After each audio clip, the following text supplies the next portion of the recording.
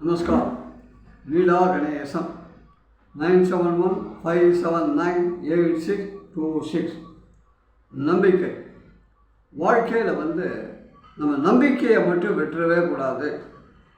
எப்பயுமே நம்ம என்ன படிக்கிறோம் எங்கே படிக்கிறோம் அப்படிங்கிறது முக்கியமில்லை.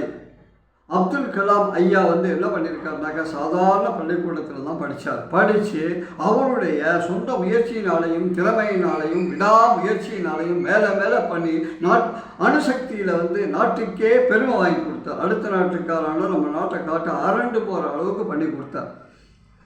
மாணவர்களுக்காகவே அவர் வாழ்த்தார். அவங்களுக்காகவே அவர் வாழ்க்கையை அர்ப்பணம் பண்ணார்னு சொல்லணும். அவருடைய வாழ்க்கை மேடையில் பேசும்போது தான் அவர் நம்மளை விட்டு பிரிஞ்சார். மனிதர் அவர் இருந்த காலத்தில் நம்ம வாழ்ந்ததே நினச்சி நம்ம பெருமைப்பட்டு இருக்கணும். அவர் சொல்லுவார் என்னன்னாக்க, வெற்றியும் வாய்ப்பும் நம்மளா தேடி போகக்கூடாது, நம்மளுக்கு பின்னாடி அது வரணும் அப்படின்னு சொல்லுவார். நிழல் மாதிரி வரணும்பா. நம்ம முன்னாடி போனால் நம்ம நிழல் பின்னாடி வரும். அந்த நிழல் தான் வெற்றியும் நம்முடைய வாய்ப்புகளும். ஆனால் நம்ம போகிற பாதை வெளிச்சமாக இருக்கணும். வெளிச்சம் இருந்தால் தான் நிழல் வரும். அந்த நல்ல பாதையாகவும் நல்ல எண்ணங்களோடையும் போயினாக்க நம்ம வெற்றியும் வாய்ப்பும் நம்மளை தேடி வரும் அப்படின்னு சொல்லியிருக்காரு. ஒரு முயற்சி, ஒரு கோல் செட் பண்ணிட்டு நம்மளால் இதை முடியலை அப்படின்னு தடிக்க விழுந்துட்டோம்னா விழுந்து பெருசு கிடையாது. விழுந்த உடனே எழுந்துடணும். விழுவது எழுவதற்கு. அப்படி எழுந்துட்டோம்னாக்க வாழ்க்கையில் எதை வேணாலும் சாதித்து இலக்கை அடையலாம். அந்த மாதிரி செய்தவர்கள் மட்டும்தான் இதுவரைக்கும் போய் வாழ்க்கையில் ஜெயிச்சிருக்காங்க.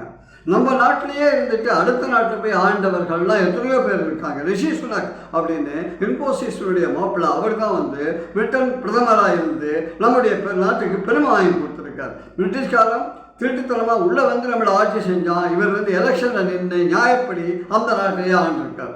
சிங்கப்பூரில் இருக்கக்கூடிய அதிபரும் முன்னாள் காலத்தில் இந்தியராக தான் இருந்திருக்கார். அமெரிக்காவில் இருக்கிற துணை ஜனாதிபதி கமலா நம்முடைய இந்திய நாட்டை சேர்ந்தவர்களை பெருமை இருக்குது. அதை சாதிப்பதற்கு திறமை தான் முக்கியமே தவிர வேறு எதுவுமே காரணம் கிடையாது. நம்மளால் எதையும் சாதிக்க முடியும்னு நினச்சா எப்படியும் சாதிக்கலாம். நல்ல எண்ணங்களோடையும் நல்ல முயற்சிகளோடும் விடாமுயற்சியோடையும் ஒரு கோலை செட் பண்ணி நம்ம போனோம்னா வாழ்க்கையில் எதுவுமே சாத்தியமே. வாழ்க